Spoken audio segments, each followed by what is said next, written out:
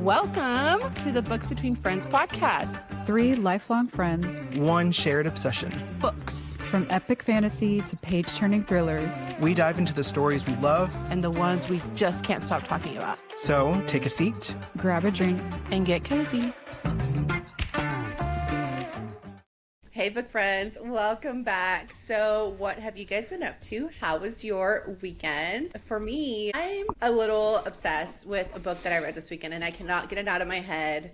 And I really need somebody to talk to, and I really need one or both of you to read it. And it's Rides of the Starling. It's book 2 of the Shota Sparrows series. And I read it Saturday. Like, I actually started Friday night, and then Saturday, like, I read the entire book. And holy shit, like, so good, you guys. Like, the world building, the characters, the plot, the romance, like the way everything was just kind of piecing together and it was fitting into this, like, because like book 1 is very much like theory heaven. Like, there's just so much going on that you want to have, like, you want to get answers for it. You don't know what's going on, but you kind of figure where the story is going.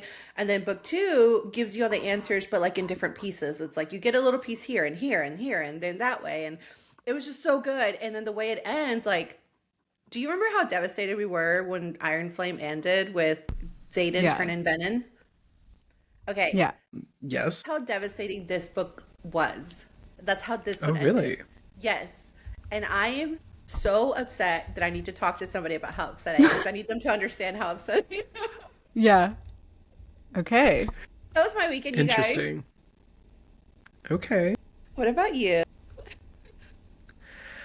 Let me tell you, adulting is still happening, and Man. Oh. is it great? No. Okay. Okay. I will say this weekend was very needed. It was a nice, lovely weekend where it was just low key. We didn't do a lot. We just hung out together, and that was okay. And that was enough. Yeah. Yeah. Yeah. Got through some more Dungeon Crawler Carl. Yay. Almost finished with book 2, just one chapter away from finishing book 2, and I'm ready to bulldoze on into book 3. Yes. So Okay. after that, and then of course reading this lovely book for our podcast. And so that's, and just thinking about ways that I texted Jen over the weekend. I was talking about my writing more of my novel, because I feel like I need to pour the feels that I've been feeling into that. Yes. And that's actually your suggestion, Jen. Yes. And that is accurate. And so everything that I've been feeling, I'm just going to channel into that. Ooh, love that. And so, yeah. I told him, I was like, look, you're super funny, you're creative, you're smart. I was like, this is a great way to build a world that you can escape into, you know? And so I'm like, why not do that? So. Yes. And also recommendation for any anime people out there that enjoy, maybe reading the manga and then watching the anime. Witch Hat Atelier. There's only 3 episodes out right now, but it is fantastic. Now, did I think that I was creating a really original magic system for the book that I'm writing? Yes. Is it original? No. After watching Witch Hat Atelier, it is not original. But it is still, like, I enjoyed it that much that I didn't even care. It is just beautifully animated. Yeah. The story is amazing, and it's beautifully animated. Did I say that already? Like, Yes. It's just gorgeous. So, highly recommend. Even if you're not into anime, it's probably a good one to start with. That sounds amazing. And who cares about the magic system? I mean, how many shadow daddies are out there? Like, I know. Yeah. And they Absolutely. still sell Yeah. books. exactly. Yeah, it's just so hard to like come up with something original, Yeah. Yeah. At yeah, this there's point, a it's lot of stuff out impossible. there. Yeah. Yeah. But I can't wait. And, if it's any reflection to your book, then I want to watch this anime to see what you're talking about. It's really good. Highly recommend to anyone. Okay. Cool. Awesome. What about you, Steph? Well, this weekend, we also had just like a low-key weekend. It was like the first weekend after going back to work, so we didn't have much plans. Saturday was like a rainy day all day, so it was just like a stay-at-home day, which was Yeah. nice and cozy. And then Sunday, we actually had plans to meet up with some friends at like a Spanish tapas and wine bar. Ooh, And nice. it was our first time going. I heard about it through my hairdresser who like started working there recently. And it was awesome. Like we had such a good time. Like, thankfully, the weather cleared up from Saturday. It was just like perfect weather yesterday. We Yeah, sat outside on the patio. It was nice and sunny. We had great food. We had great wine. that So sounds it was a nice way to amazing. relax. Yeah, Yeah. that sounds amazing. I know it's so weird going from like Saturday, super rainy, just stormy and gloomy and Yeah. cold, to like Right. yesterday being like a perfect day. Like it was I so know. great. Yeah. It was like a perfect spring day. It was great. Yeah. Yeah. Yeah, and I always love like gloomy, rainy weather. Like that is Hmm. my jam. And so this weekend when that was pretty much all there was up in the Dallas area, I was like, Yeah. Yes. I mean, it makes you Yeah. like, it gives you an excuse to do nothing. So Hmm. it does. I mean, I mean, Saturday, I'm telling you're you, not like, wrong. I read Yeah. the entire book That's what Saturday those because I'm days are like, for. there's nothing else to do. Yeah.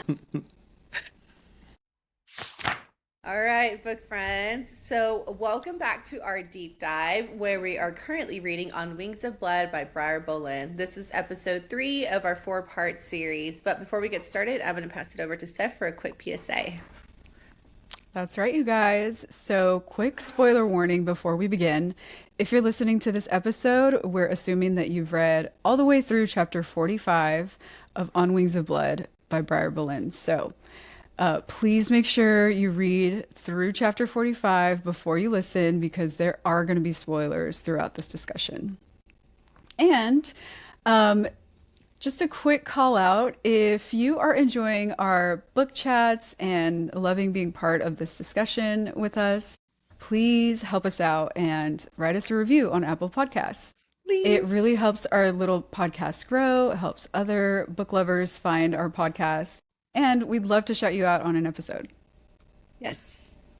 All right, you guys. So, before we get into our 3, 2, 1, let's see what happened in these chapters. So after we left off, Medra was following Blake into the drain rose. So now here we pick up on that. Medra follows Neville into the drain rose where she secretly observes Blake feeding from a willing Blightborn.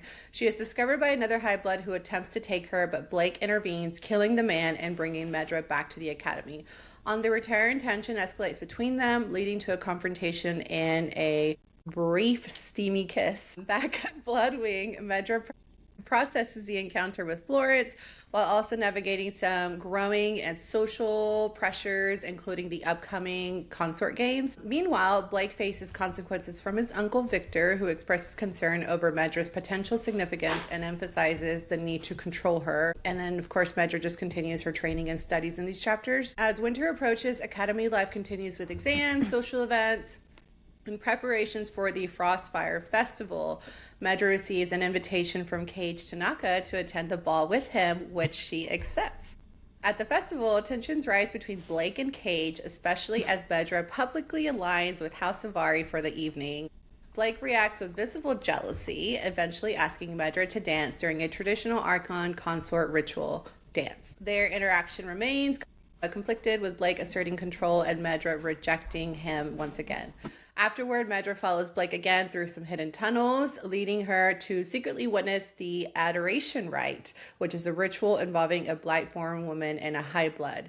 During the rite, Medra and Blake observe from above as the ceremony turns into a blood sacrifice. Blake realizes the ritual is used to sustain the system of control over Blightborns through blood-fueled magic. Medra confronts him, and the two argue over responsibility, power, and morality. Blake warns her to remain silent for the safety of others. Shortly after, a missing child leaves Medra and Blake to discover his sister Aenia feeding on the girl in the tunnels. Blake intervenes while Medra saves the child and returns her to safety. The chapter ends with Medra conflicted, withholding the truth from others, and reflecting on the events and her complicated feelings with Blake. So, let's get into our 3, 2, 1. What did you Uh, guys think of these chapters? Juicy? So I did leave a little part out of our summary on purpose Yeah, Oh, just a because little. I'm sure one of us is going to bring it up. But yeah, Steph, what did you think? Well, okay, so let me just dive in. So, the first thing that I wanted to bring up came in chapter 33 when Florence suggested that Blake goes to the brothels because he only wants to drink from someone who's willing. And honestly, she suggested that maybe it's because he's like a better person than like Medra and also Naveen give him credit for, but I'm not so sure about that, especially considering his behavior towards Medra in this section specifically. I wonder if there's some other benefit to drinking from a willing participant, you know? And I wonder if that's why he only likes to do so.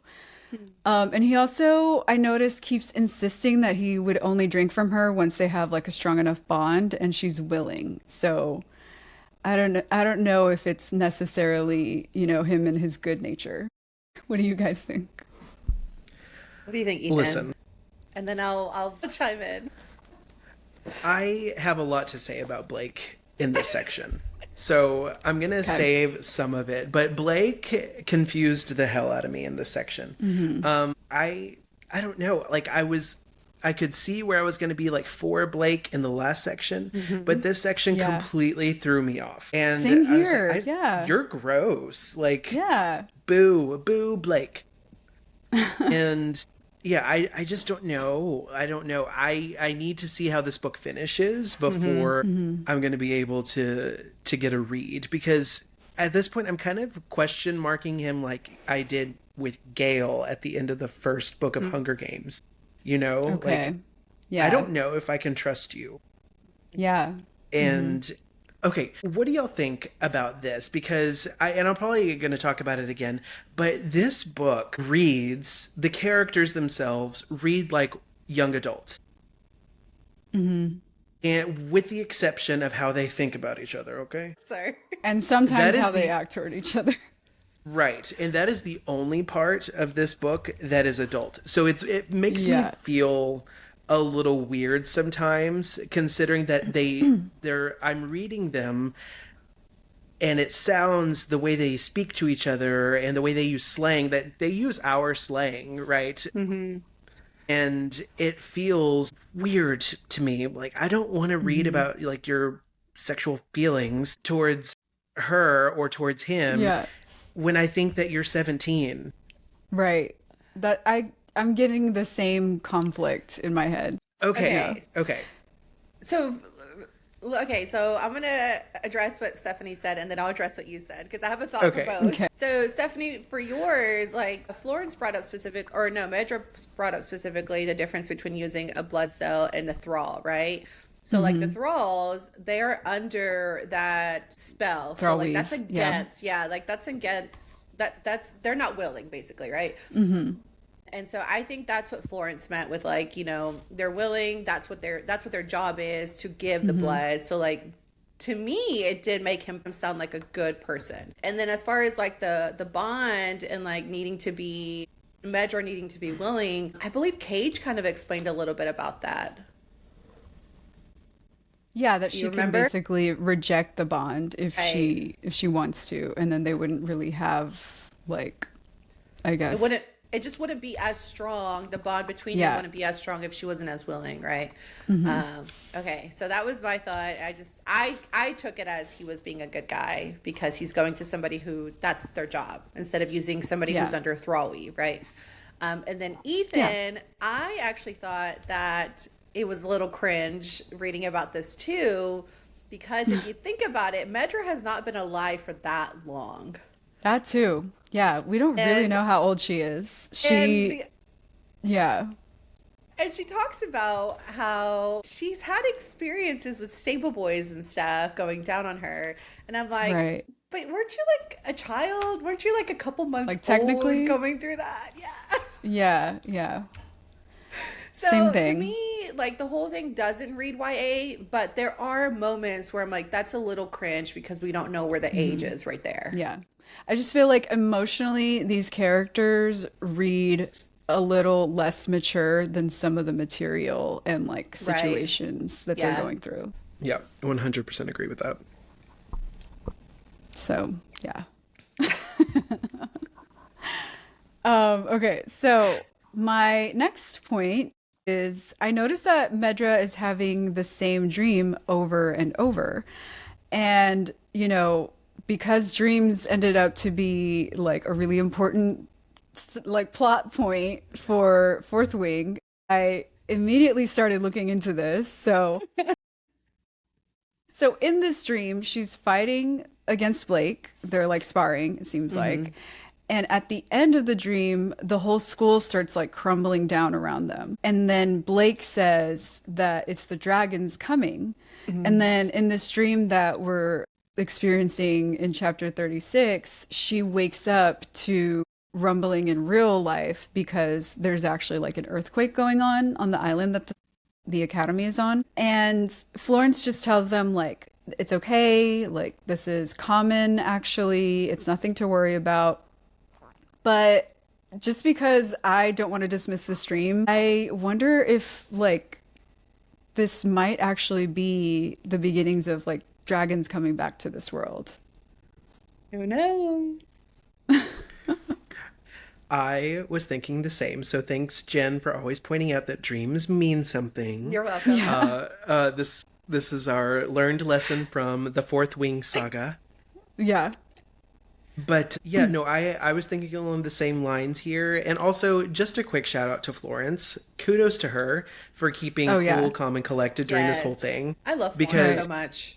She's so great. She's the Rhiannon out of all of this. Mm-hmm. Yes. Yeah. She comes in clutch. Exactly. Yeah. And so, yeah, I love that part for her to show her strength and leadership skills right there. And it was so subtle, and it was really well done. I loved that for her. But yeah, I was like, ooh, dragon. I know. I love it. Can we get them sooner, please?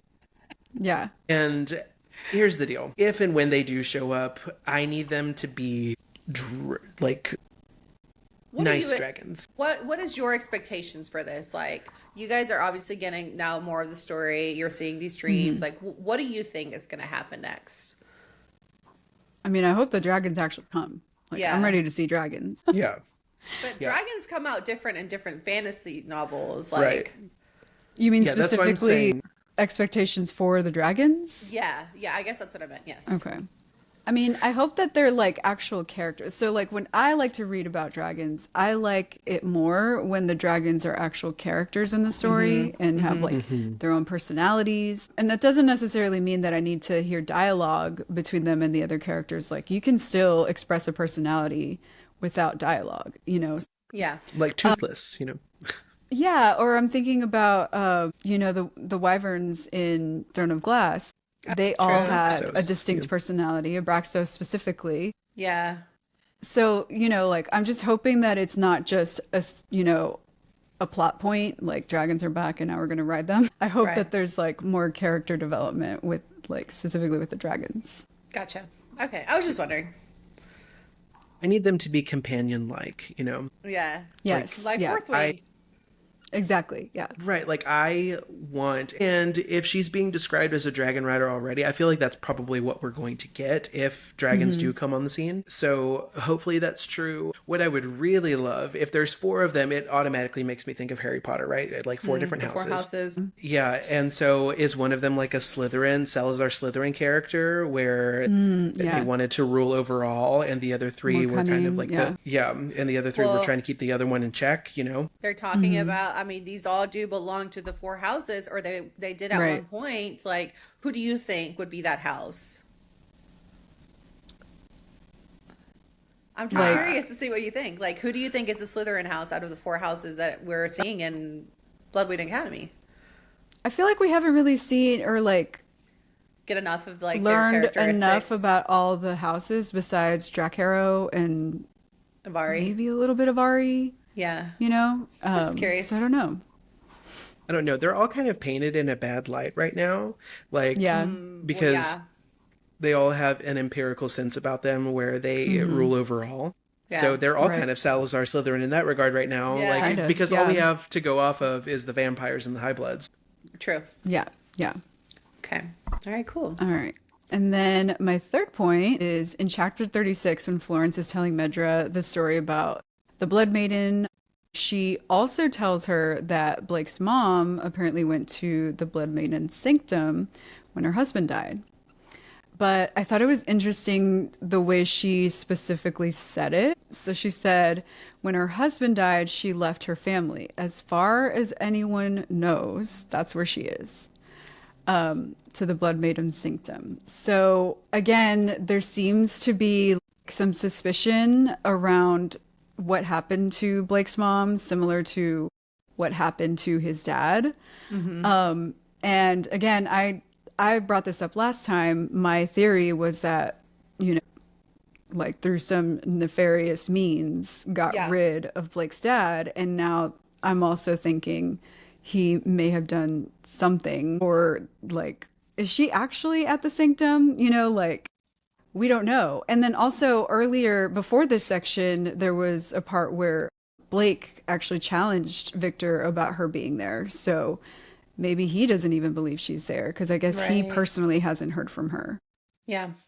And Victor just said like, oh yeah, you know, she sends her regards or whatever. But I don't know. Yeah. I'm questioning her whereabouts now. Yes. Yeah, no, I totally agree with that. It was very sus. It's very sus. That whole situation is. And especially since Blake hasn't heard from her, right? Like, right. So that's a huge question mark right there. I hate that Blake can't get, like, he seems to, I feel like if his parents were around, he probably would have been a different person, right? Totally. And I hate that, like, he doesn't get the answers that he's obviously looking for, but is too afraid to ask because he knows how his uncle is. So it's like, oh, Blake, the man that you can be. Or it's him, because why wouldn't you ask? Like, even if you're afraid of Victor, why wouldn't you ask? But even if it was just an innocent question, right? So it makes me feel like Victor's probably has more control over than what we're led to believe. I mean, he talks about being afraid because knowing how strong he is, and like knowing that he shouldn't be pushing his buttons. Like, he gives like little tidbits about his uncle, you know, like we don't get too much either. So, anyways, all really great points, Steph. Ethan? All right. So I think yours, Steph, is a great segue into mine because you mentioned the Blood Maiden. Okay. That's my first point here. She's getting mentioned a lot. Okay. And of course, we see at the end of the section what happens there with the whole rite and ritual. That was crazy. Yeah. Truly. But she's getting mentioned a lot. Obviously, it's their religion, and obviously, it's their cover up story to be able to do what they do. But I'm wondering if there's more to that story between her and Medra, because Blood Maidens is singled out as special. Medra is also singled out as special. Can I name a specific part of the book that makes me think that the two are related somehow? No. It's just a feeling, and it's probably wrong, but it's still a feeling nonetheless. Perhaps if Medra's grandfather was an actual god in her world, right, that she had to decimate, that means she has something in her as well. And she already does have something in her, considering her accelerated growth. Right. So there's something special about her. Is that why? Is there some lineage there? Is that why her blood could really hold such allure for the high bloods? So those are my questions so far. Question. See, and I never thought about that. Like, when I read this the first time around, I never tried to make the comparison with like the Blood Maiden and Medra. Like, you're right that like she was exempt about giving the blood offering, so she got pulled out of that. And there really was no explanation for that, just that she was exempt. That's it. Yeah, she just got pulled out for that. Yeah, and she's not technically a Blightborn because she has abilities. But she's also not a vampire. So, like, yeah, that's okay. She's Ethan. like this third category. Because I still have book 3 to read, and I haven't read it yet. So, going into that, that's super interesting to think about. Like, thanks, Ethan. You're so welcome. See, this is why we do this. Yeah, we always all pick up on different things. So. Yes, I love it. All right, what is your next point? Yeah, the second thing that stood out to me in this section is just the dynamics between Regan and Blake. Oh my God, they're very contentious.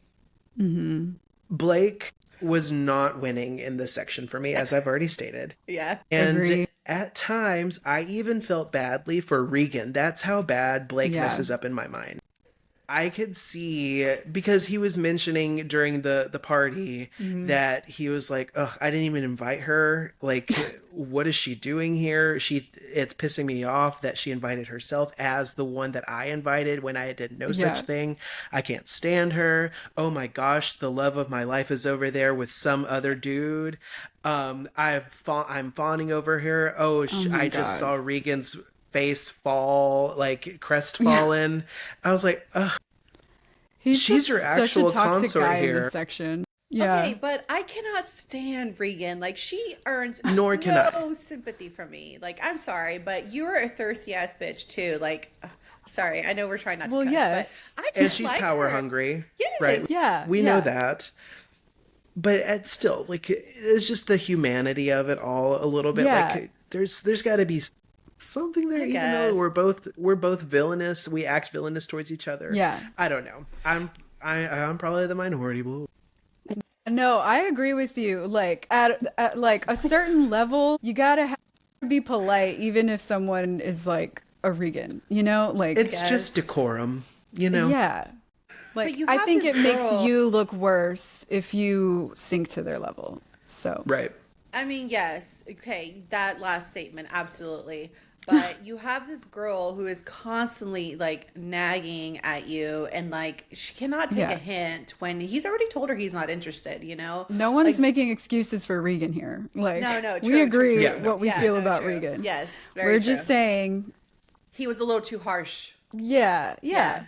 Like just as Yeah. a girl, regardless how she acts, treat her a little nicely, Yeah, Yeah. especially as your consort. true. You're about to, yeah, Yeah. you're gonna marry her. Yeah. You're gonna have to make Yeah. it work at like eventually. Yeah. True. Yeah. Like, what are you doing here? Here's the deal, though. I could see this pushing Regan into a betrayal type situation where he's gonna push her to her breaking point. Okay. And she's just like, you know what? I can get power somewhere else. And so, is she gonna hit up Cage Tanaka? I don't know. Is she gonna hit up some other house leader? I don't know. Is she gonna hit up Victor? I don't know. But Or I could like see that happening. now that you're mentioning that, it's making me think like we still don't know what Medra is fully capable of. And, you know, if she turns out to be like more powerful than some of the high bloods, I could see Regan switching camps, you know? You know what's funny is we actually haven't even heard how powerful Regan can be. Like, she's a high blood. So like, do they Right. all have all these like natural abilities? I mean, she doesn't train in the advanced weaponry class that everybody else does. Like, does True. she know how to fight? Like, And Well, she's got strong thrall weave, right? That's what I was going to mention is she seems to be proficient at thrall weave, so yeah, but maybe if it's that's that. her only thing, then I don't know.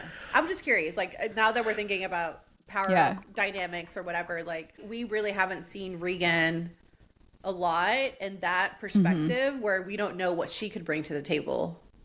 True. Yeah. So Yeah. I think her strength lies in political machinations. Yeah, it's like political play. Yeah. Yeah. And so true. I think that's going to bite Blake in the ass where he's not Yeah. really paying attention to her when he should. Yeah. And it's going to be ironic that he's paying so much attention on Medra that he doesn't really like think of Regan as a threat, and that's what's going to bite him in the ass. So I Yeah. could see that situation playing out, or like you were alluding to, Steph, is that she's going to realize that Medra and herself should be working together. So it's one of two extremes here, but if Blake doesn't change something, you know, she's going to Yeah. break in some way. Yeah. I Good can see point. that. Yeah. So that was my second one. And then the third one here is just the morality and the ethics of this all towards the end. We have quite the Yeah. ethical dilemma here. And this is where morally gray comes in. And again, this is where it feels like a little bit of a juxtaposition here, where to me, it's still written very much like YA, but we're dealing with all this gray morality and these huge choices that these characters are having to make when I don't really necessarily think that they have the emotional maturity to make them. And maybe that's the point, you know? True. Yeah. Could be. Yeah, I definitely go back to the fact that like we still don't know Medra's age, and like from what I remember reading about her, like you really don't get much about her age, even in the prequel. So it's just crazy. Yeah. Yeah. And it's Okay. also I thought it was kind of naive of Blake to be shocked at the fact that the Blightborn playing the Blood Maiden in this right ended up dying. Yeah. Like it was almost like he didn't see that coming, but I feel like I could have seen that coming even before the A ritual mile away. started, you Yeah. know? If he knows Yeah. how his uncle is, like, why didn't he see that Yeah, coming? Yeah. right. And he knows about the thrallweed that's used on the Blightborn. So, Yep. yeah. Okay. So I did have a few points I wanted to bring out this time. So, I've been trying to like hold out on my thoughts, but Yeah. the one I definitely wanted to bring up that I actually personally enjoyed in this section was Cage's power play Yeah. and That was good. possible love triangle happening. Okay, so That's what it seems like. I know, I loved it. I love that he Yeah. approached Medra and asked her out. I love that he even brought up the fact that this would mess with Blake. I love Yeah. that he was like, hey, this is going to make a statement and show Blake that you're not his once and for all. I love that he sent her a dress in his house colors and like even put his house like pendant. Like it was all great. And then I Yeah. even have some quotes that like were my favorite about him. So I'm gonna read a few to you guys. So the first one is, you're impossible to ignore, Medra. There's something unique about you, and it's not just your right or blood. You deserve to be treated with respect, not as some obligation. And then after he picks her up to go to the festival, he says, Medra, you don't have to. Oh, this is before whenever he sent her the dress. Medra, you don't have to wear this, but I would be honored if you did. House Savari's colors suit you. And then after she did wear the dress, she said, you look exquisite. The dress suits you. It sets off your hair like fire against the night sky. And I remember I mentioned to you guys in the last like 2 episodes where there's just was something about Blake that I wasn't like in love with, you know? Like I remember when this book came out, everybody was like drooling over Blake. Like everybody was like loving Blake. I was like, there's just something about I this don't guy see I why. don't like. Yeah. And I wanted to like him. I really did, because I'm like, the book community loves this man. There has to be a reason. Like I should love him too. But I actually really like Cage more. Yeah. And these quotes here are the reason why. Like he's given her choice. He's being nice to her, first of all. And he's just being very, complimentary, and like, who doesn't want to be Right. called beautiful? Who doesn't want to be given like a beautiful dress? Yeah. And like, I don't know. I love it. But Yeah. I'm honestly stuck between, is he actually interested in Medra, or is he just trying to mess with Blake, or is it a little bit of both? What do you guys think? Okay. You know, go ahead. Go ahead. No, you go ahead, Steph. Okay. I mean, I would venture to say that it's a little bit of both, especially the way he propositioned Medra with pointing out this could get under his skin, how she could also reject the bond between them. And so like obviously there's two like motives here from Cage. And then like because of the way he speaks to her, like being very upfront about how he feels about her. And then also he actually asked for permission to call her by her name, True. which I thought was kind of weird, but also, you know what, that's nice. Like, Yeah. and she even Yeah. mentioned Blake just always calls her Pendragon and always Yeah. like snaps at her Yeah. and never asks what to call her. And he, Cage, that was the first thing he said to her. And I was like, okay, I like that. Like he's actually respecting her personal autonomy and giving her a choice, and Yeah. and also being very clear about his intentions and that he likes her, Yeah. Yeah. Okay. So I love this moment for Medra Yeah. because it is a huge like 180 from the way she gets treated by Blake. And even Blake Yeah. realizes it too when they have their dance, and she just throws it at him. She was like, "You've treated me like shit this whole Yeah. time since I've been here. So what are you doing? Yeah. Like, you Right. wonder why I don't like you? Wonder no more. Here it is." Right. Yeah. And so enter Cage Tanaka. I think there's a little bit of both going on here, but ultimately, I think this is just a power play. Okay. And because I did a little sleuthing, Okay. and the dragon associated with House Avari, which is Cage Tanaka's house, right, is Nyxaris. And Nyxaris was the Dusk Drake. Nyxaris actually means it's a goddess. It's a Oh. goddess of thieves, a goddess of discord and shadows. Okay. Interesting. If Rebecca Okay. Yaros has taught me anything, it's that names are important, okay? Yes. You Oh, have yeah. dreams, I have the names. That's true. Yep. Okay. Okay. That's a good So catch. I love that. it could be just that the fact that the Dusk Drake is like the black dragon, right? And that's where the name Okay. comes from. I think there's probably a little more to it, a little more intentional. And so, I don't know, it makes me think that it's not what meets the eye here. Like Cage Tanaka has underlying motives, and discord being one of the the attributes of the goddess Nyxaris. I think he's trying to stir up some trouble here. Okay. And if she's also the goddess of thieves, he's probably intending to steal her away, you know? I thought it was That's so funny funny. that, like, in the last section, Blake mentioned that he has a friendly rivalry again with Cage. So, like, he didn't think Yeah. anything of this. So, like, this makes this even better Yeah. because it came out of nowhere. Like, I don't think Blake would have ever thought that Cage was coming after his girl, right? And it's not even his girl, Yeah. like, but you know what I mean. Okay, so that was my one point. The next 2 points kind of go together, so I'm just going to kind of mention them. But here we go. This is what I intentionally kept out of our summary. The super cringe moment happening during the adoration rite. So while Medra, while Medra was watching this adoration rite happen, because that was also a very intimate moment.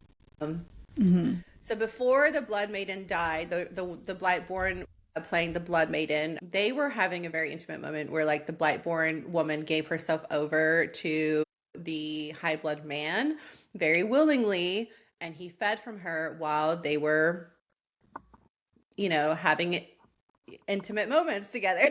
And so while this was all happening, Medra was watching and getting off on it. And so it was so cringe because, one, I am not a fan of, what is it, voyeurism? Is that what it's called? Where you, like, watch somebody Yeah. else? Okay. She is. Hello, this is the second Yeah. time. Yes. So I'm Right, not a yeah. huge fan of that. She's loving it. She's letting Blake do things to her, which also comes Right. off very cringe. I actually enjoyed their dreams and fantasies that they were having about each other way more than their actual interaction. I'm like, you know what? Just keep it to your fantasies. Keep it to your dreams. Like, they came out way better. Yeah. So yeah, so I didn't like it. I remember not liking it the first time around, and then the second time I was listening to it on my way to Oh, Waco gosh. yesterday, and I was like, oh, what am I listening to? This is so terrible. It was weird. Sorry. I'm Yeah. sorry. I'm sorry, Briar Boleyn. I just did not like that. Yeah, some scenes are gonna hit and some are not, and this was Yeah. not it. Like, Yeah. for me, It's either. not a hit. Yeah. No. And some people like voyeurism. They like that. They like watching True. Yeah. other people We're get not- intimate. We're not shaming. Yeah. It's not for us. That, yes. It's just not for us. Yeah. Yeah. If that's for you, that is great. Yeah. Enjoy. Yes. Yeah. I also I contemplated bringing this up as one of my character points, but since we're talking about it now, I'm just gonna like add it as commentary to your point, Jen. Okay, go for it. I'm not necessarily fully buying Medra's like intense attraction towards Blake. I almost feel like it's like possibly a consequence of the bond that was forced on them. And maybe that's why she's feeling, because she's conflicted about these feelings and she doesn't want to feel these feelings towards him.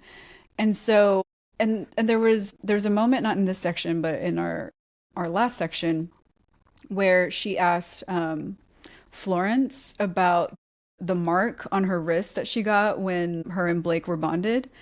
And Florence said that Regan doesn't have a similar mark. So That's right, I heard I about that. question whether or not these are genuine feelings that are like coming from her. And especially because that was right after the ball where Yeah. he snapped at her again, like, you're mine, nobody else can touch you. So like, and then to go from that to then having this moment with him, I just like, it doesn't compute to me, you Yeah. know?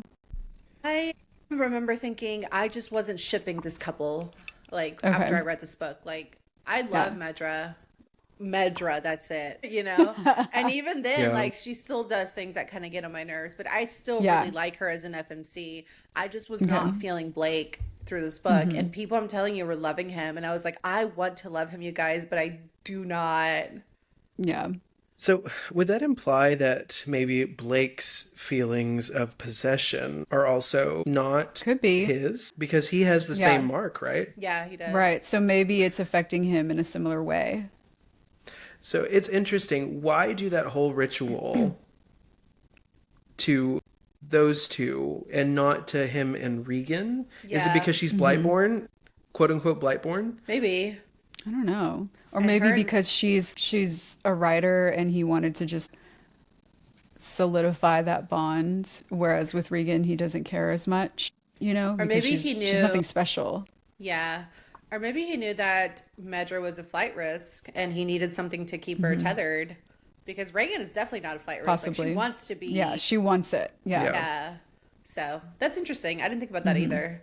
Yeah. It's just like the way that she flips from 0 to 100 on From him, hating like him to wanting hating it, him yeah. to like really wanting him, and then also that juxtaposition of like what happened at the ball and what he said to her, her snapping at him, and then not that much later, they're essentially doing it, you know? Yeah. Yeah. So Yeah.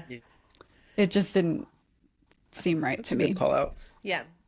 Okay, so those were our 3 points. Now let's move on to our 2 character moments. Steph, what were some of yours? Okay, so my first one was in chapter 34 when Medra realized that Naveen has had this crush on Florence ever since they were kids. So cute. I know. And like she tried to like encourage him to tell her and, you know, ask her to the ball and stuff. He did ask her to the ball, but I just feel for him because I get the sense that he doesn't feel like he's good enough for her. And he also told Medra that he didn't want to ruin their friendship. Yeah. So it just made me sad whenever at the end of that conversation, he told Medra, Florence is going to make it through this academy and be a brilliant high blood prize. She will always fight for them, Medra, no matter what she sometimes says. She looks up to them and always will. Naveen dropped his voice and he leaned closer. If she'd been in your position, she'd have been thrilled. Poor So, Naveen. and like, we already talked about how Florence's feelings towards the High Bloods are changing a little bit. Mm-hmm. But if she grew up her whole life, you know, being friends with Naveen and feeling this way about High Bloods, like it makes me sad for him that he feels like he's, you know, like he's never gonna like measure up, you know? Yeah. So that's sad. What did y'all think about Yeah. it? I need them to have their moment because it's obvious, or maybe not obvious, but we get the hint that Florence feels similarly because of, I forget when it was in the section, but it's after the earthquake thing. Mm-hmm. And Medra has a sleepover with Florence. Yeah. And as they're falling asleep, Florence, she was like, did you know that Naveen had a girlfriend at home? And she's like falling asleep. She's sleepy. And so Yeah. she's saying that in a sleepy stupor. And Medra's like, well, in fact, I did know, but he doesn't have one anymore. Yeah. Right. Yeah. And by that time, Florence is already asleep. And so we get the feeling that there might be some reciprocation there. So I need to have their moment. Yeah. I know. Yeah. I thought, I mean, I was kind of getting frustrated with him, just like Medra was, where she was like trying to talk him up and he kept like putting himself down. And I'm He like, did, come on, yeah. dude. And it's hard. It's hard when you don't have, you know, that confidence. It is hard to believe what other people are saying if you don't see yourself in that way. Right. But also soak it in. This other person is obviously seeing all the great things about you. You should realize it too. So Yeah. I agree. I don't know how I feel about them. I think it's cute. I don't know that I think that Florence thinks that way. I think that she keeps saying, he's my friend. And she keeps like pushing that pretty hard, especially when they were talking about going to the ball together. She was like, well, he's my friend. I'll feel comfortable with him. Oh, he's my friend. Like, she didn't seem excited about it. She just kind of settled for Naveen because she was too nervous to go out with the other guy. See, I I don't also know. got the sense that she's like harboring a little crush for him, but I think she's saying, "Oh, he's probably only asking me because he thinks I'll be comfortable going with him, or he thinks nobody else asked me." And so That's how I like felt too. that's her convincing herself that it wasn't anything more. That's how I read Yep. that. Okay. That's what I read too. Okay. All right, cool. And then my second thing was about Regan. So honestly, that note that she left for Medra just cracked me up. Like I laughed out loud. I thought it was Left hilarious. no crumbs on that one. I know. So like it was right after Medra had tried to talk to her about collaborating and working together for the consort games. And she didn't give her an answer. She just said, I'll think about it. And then when she got back to her dorm, there was a note from Regan that said, Dear Blightborn bitch, go fuck yourself. I work alone. I hope you die a slow and painful death in the games. I can't wait to watch. Love, Regan. Like we talked about this last time that we love a good villain to You love hate a good and mean girl. like Yeah. this is serving. Like I Yeah. am eating it up. I love it. She's so funny to me. But I do like on a serious note, like the next chapter after that was Blake's point of view of that conversation. And we find out that right before that, right before Medra asked Regan to work with her, Blake told Regan that she needed to fall in line and work with Medra, and she agreed that she would. But then she did this. So Yeah. I wonder if she's actually going to obey Blake and work with her, and the note was just to like mess with her head, or if she actually is planning not to work with her. Well, did you catch what Blake and Visha were talking about? Where Yeah. she said, "Do you actually Yeah. think she'll listen?" And he was like, "No, I think she's going to take a risk on this one." And I think Okay. that's what he was Yeah. talking about. Where like he doesn't think Yeah. she'll fall in line. Yeah, but we don't know. Like we don't actually know Right. what's in Regan's Right. head Right. right Right. now. Yes. So Yeah. yes, I caught that part, but yeah, I'm just curious like what is Regan actually going to do at the games? Oh, I thought that Regan. was hilarious though. Yeah. That conversation, yes, that was hilarious. That conversation between Blake and Visha seemed very reminiscent of a conversation that Zayden might have with Imogen.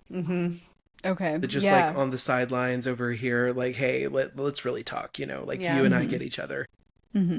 And also that note felt, okay, do y'all remember Freaky Friday with Lindsay Lohan? I think Yeah. I watched it once, maybe. Yeah. Oh my God. Well, you need to watch it again. Okay. Yeah, watch it again. It's a millennial mainstay.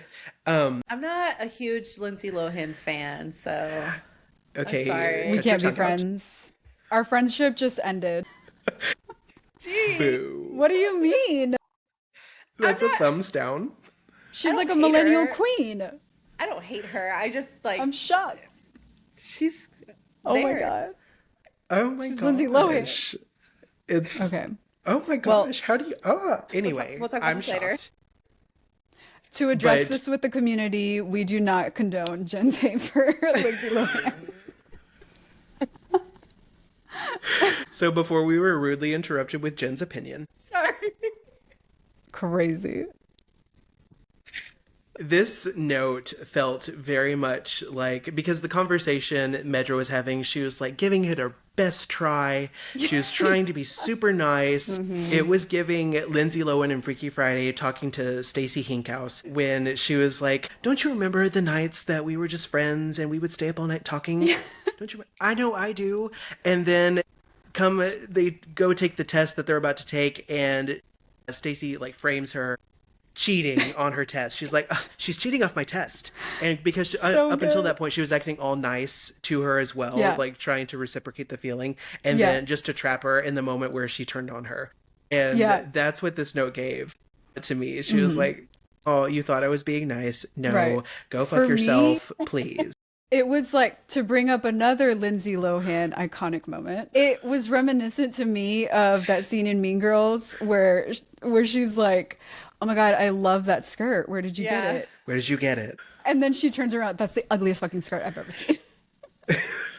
Okay, I love Mean Girls. That's a great movie. It's the same level. I love Mean Girls. I can love quote Mean that all day Girls. long. Yeah, it's a great movie. But yes, that was a really funny moment because I really thought for a second she was going to say yes. Like she seemed to hesitate and like seemed to like listen to Medra. And I'm like, yes, we're getting this. Finally, they're going to work together. Medra's going to make it out of the consort games, and then she leaves that note. I was like, okay, she got us all. Because at that point, it's Lindsay Lohan That was speaking so as Jamie funny. Lee Curtis's character, and she's Yeah. like, communication, that's all it takes. Yeah. And Medra was like, communication, that's all it takes. I got through to her. I got this. All right. So my two moments for characters, Blake, come on, dude. Like I mentioned before, Yeah. this is not it. And specifically the line, I read that line, I was like, oh, ew. And it was, I wanted her to want me even if she hated herself for it. I literally just got goosebumps. Like, you're gross. Never talk to Yeah. her again. The epitome of unhealthy. The only redeeming thing that might be in play here is if he truly is under Victor's spell here. Otherwise, I don't know. Like That's how I'm we seem to be- justifying their behavior in my head because I can't rationalize Like- it otherwise. hopefully they're under the control of some evil guy. Yeah, yeah. We seem This to be isn't going them. back and forth. Yeah. We seem to be going back and forth between main characters acting stupid. Yes. Last section, Yeah. it was Medra. Yep. This section, it is definitely Blake. Yeah. Oh my God. So Blake was my point, so I'll just kind of add on to what you were saying. His possessiveness in these chapters like really got on my nerves. Like, Just gross. if you say you're mine one more time, Yes. like, dude, oh shut my God. up. And you know what's Yes. funny is that, like, and this is something that Stephanie knows about me because she always like, dude, why do you like that? I like a little level of possessiveness. Like Xaden, I know he turned a little possessive in Iron Flame. I like that. I liked it. There are some other characters that are kind of like that. I like it. But there's a point where it's too much. And this is too much. Like, Yeah. Blake, shut up. No, literally. It's too and not much, just that, yeah. but like even his behavior. So like that scene where he's pacing around the ballroom and like watching her in Cage dance, like I've unfortunately seen a few scenes that in reality where it's obviously a toxic relationship, So that's where my head goes with Yeah. this. It's unhealthy, it's toxic, it's abusive, it's all the red flags. Yeah. Yeah. Like Yeah. I'm all for a man wanting to like protect you, be there for you, be a little obsessed with you, like, but also letting you be your own person, Yeah. And I feel like Yeah. Xaden, I'm defending Xaden, but I feel like he does both. Yes, sometimes he does get a little too controlling with Violet, but he also gives her a lot of autonomy too. Like, Yep. Yeah, so like yeah. there's a lot of back and forth there. Like here, I don't see that with Blake. Like he's just all Right. about, I'm claiming you, you're mine, and doesn't even give Yeah. her a chance to like get to know him, for Right. her to even want him. I don't know.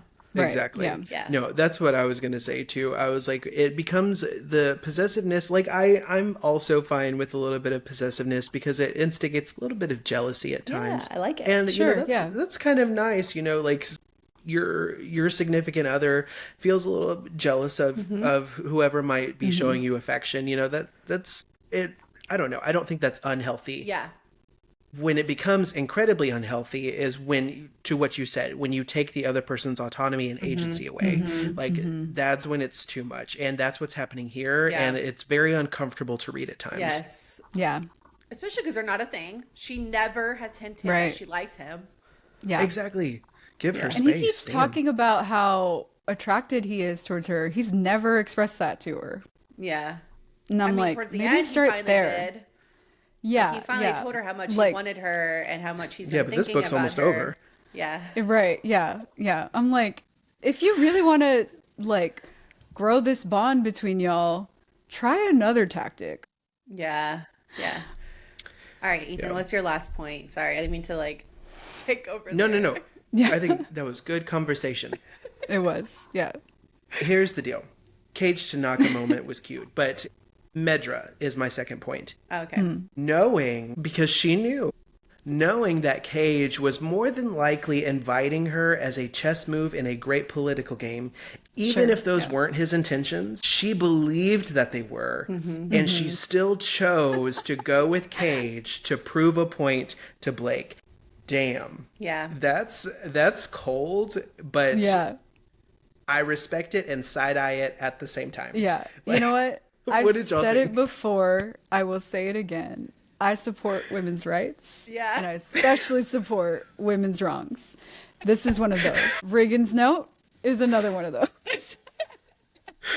I thought that was so good. That was Yeah. such a great way to get under his skin. And like, was it messy? Sure. Did I enjoy it? Yeah. Absolutely. Yes, give me more. And like showing up in Avari colors, and she was the hottest girl in the room. I can just see this scene playing out and really making him jealous. I loved it all. You know, obviously Yeah. it's toxic. Don't do it in a real relationship. Bad idea. But they're not together. That's the point. Like they're not together. Exactly. True. True. Yeah. Yeah. No, I thought it was like funny that she paused, was like, wait, should I be wearing his colors? And then she goes, hold on, I have no allegiance to House Dracarys. Like, what am I Yeah. doing? Of course I'm going to wear this dress. Why not? Yeah. It's a hot dress. I know. I Hell love it. yeah. It was great. As I'm saying, like this power play was like my favorite part of this whole section. Yeah. Yeah. That part we like. Yes. Indeed.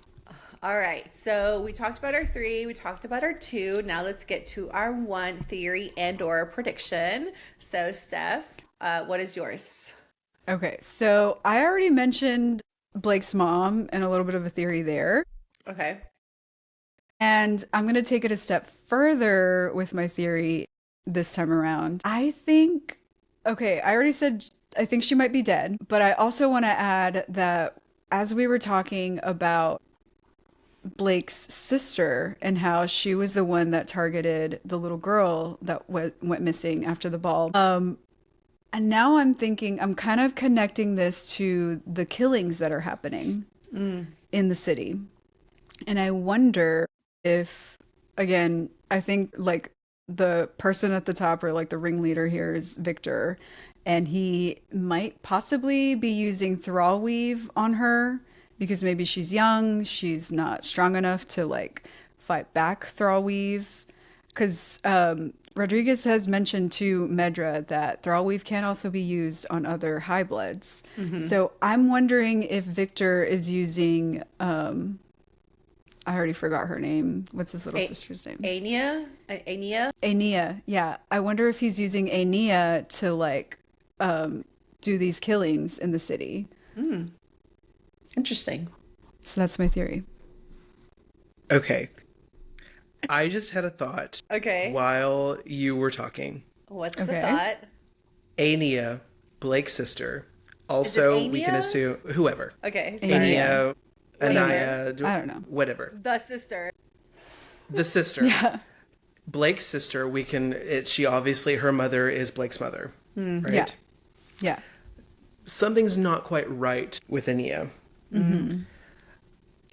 Is that genetic? Maybe like hereditary? Like, so my not challenge, but maybe a possible alternative theory is what if Blake's mother is the mastermind behind all of this? Ooh, not Uncle Victor. Not Uncle Victor, because he's like an obvious villain here at this point. Yeah. What if the mom is behind this? Interesting. That's a Because we know Okay. nothing about her other than Yeah. she's at the sanctum. right. Yeah. Yeah. Well, that would be a huge plot twist because, like you said, the obvious villain here is Victor. He's Right. been kind of like singled out as such. So, And Yeah. what if Ania Interesting. is foreshadowing the fact that the mother is also maybe not so right? right. That's a great point. Yeah. Okay, Ethan. Look at you with all these great points today. I love it. I literally, I love the theories. Yes. Okay. So Again, not as interesting this time around, but again, I'm going to go back to the Blood Maiden, Medra.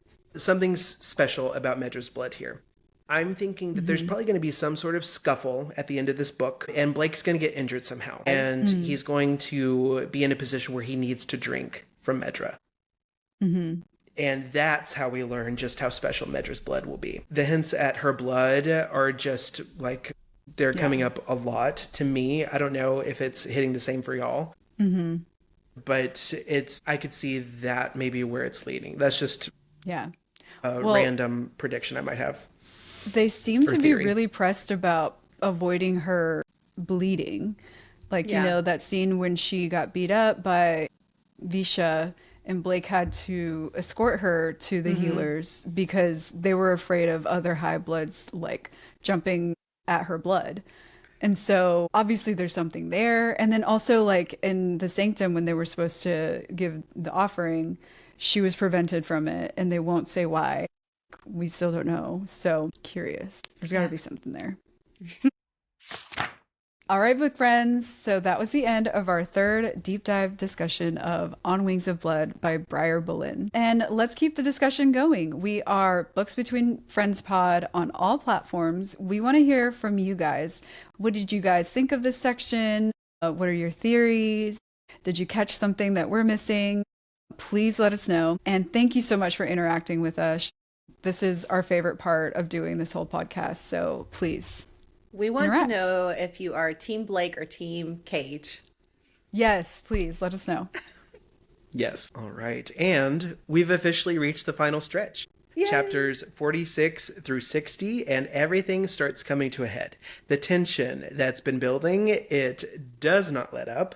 Choices have consequences. Truths come to light, and we're heading straight into the kind of ending that leaves you reeling and just wanting more.